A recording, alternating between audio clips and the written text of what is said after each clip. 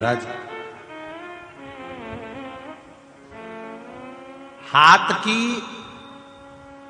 भाग्य की रकीलें इस हाथ की मुट्ठी में हो सकती है।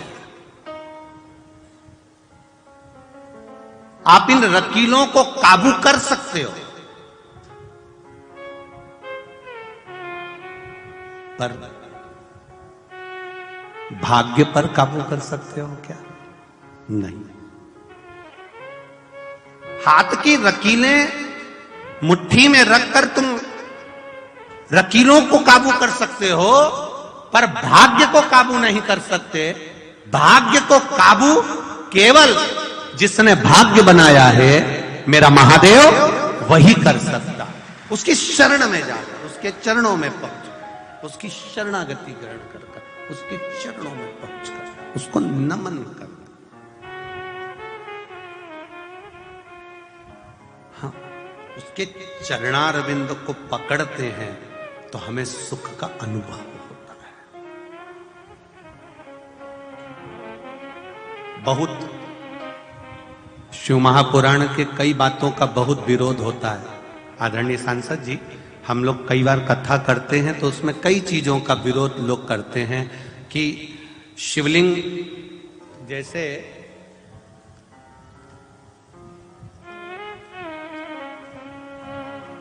मान लो कि ये शिवलिंग है, ये जलाधारी है, यहां से पानी नीचे गिर रहा है।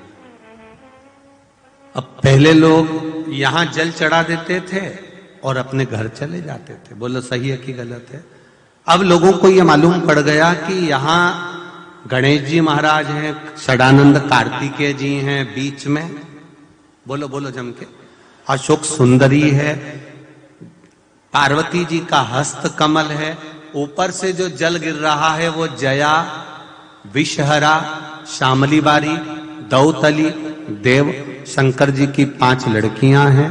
अब लोगों को ये ज्ञात हो गया, तो अब जितने भी लोग जल चढ़ाने जाते हैं, अगर कोई कामना से जल चढ़ाता है तो यहां चढ़ाया, यहां चढ़ाया, यहां चढ़ाया, यहां चढ़ाया, फिर शिव जी पर चढ़ा दिया। जब आते हैं तो दोनों हाथों से शिव जी के, ये गणेश जी कार्तिकेय की जो जगह है, अशोक सुंदरी की जो जगह है, उसको छू कर आते हैं। बोलो सही है कि गलत है?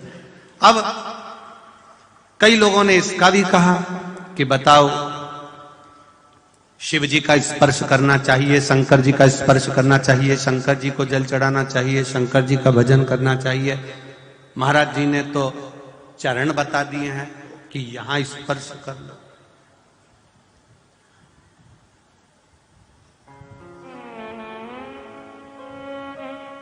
पहले के लोग तो केवल शिवलिंग को जल चढ़ाते थे, स्पर्श करते थे। अब तुमने नई बात कह दी कि नीचे चरणारविंद का तुम स्पर्श करो। इससे क्या होगा?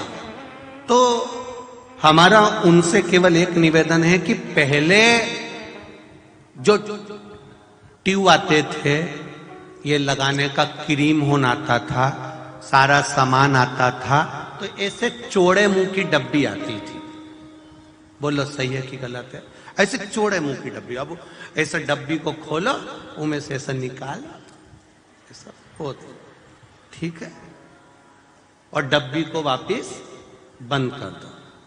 अब आज का जो नया जमाना है, उसमें चौड़े मुंह की डब्बी नहीं आती, ऐसा लंबा सा ट्यूब आता है। फिर उसको क्या करना पड़ता? खोलो और नीचे से उसको दबाओ, और जब नीचे से दबाया तो वो झट से निकली ना, बाहर आए ना, फिर उसको पोत लिया।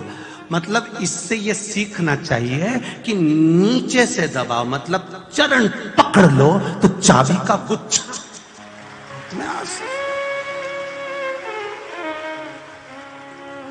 अब लोग पहले के जमाने की बात आज तक लेके बैठे हैं। ये सब सास का गला पकड़ के बैठे, ससुर का भी गला पकड़ के बैठे। शिव पुराण कह रही है चरण दबाओ, दबाओगे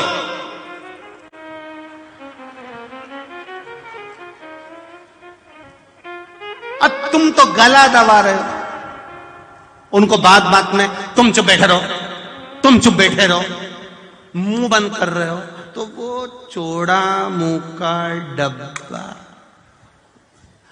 अब तुम कल से प्रैक्टिकल करना, अब तुम रोज शाम के टाइम,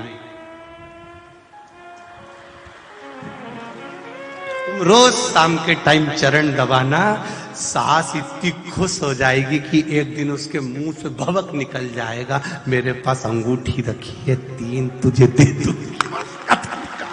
वो निकला, तुरंत बाहर निकल गया हो, तुरंत। अब पहले का जमाना था तो शिवलिंग का स्पर्श करते थे, अब आज का जमाना है तो हमने चरण पकड़ लिया। मतलब यहां गणेश जी है, अशोक सुंदरी है, कार्तिक है, जब इनको पकड़ेंगे तो शंकर भगवान हमको भी अपनी औलाद समझेंगे, औलाद समझेंगे तो कृपा कर ही देंगे। ये निश्चित है, ये शिव तत्व की निश्चितता, ये शंकर की उदारता। ये करो मेरे भोले तेरा सहारा है, मेरी नैया का तू किनारा है, मेरी नैया का तू किनारा है। आप उसके चरण जब पकड़ेंगे, आप चरणार